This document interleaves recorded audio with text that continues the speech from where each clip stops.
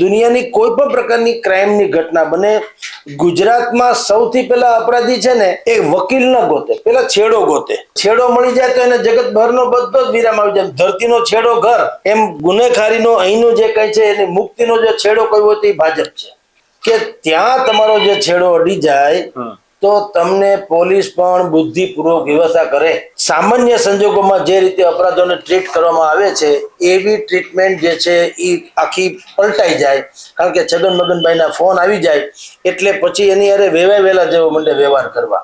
એ આવે તો એને પાણી પાવું પડે, એને આદર સત્કાર કરવો પડે, એને માનવાચક શબ્દથી બોલાવવા પડે, એને સામેથી કહેવું પડે કે અમારે કાગળ ઉપર આ વિધિ કરવાની થાય છે એટલે કરીએ છીએ.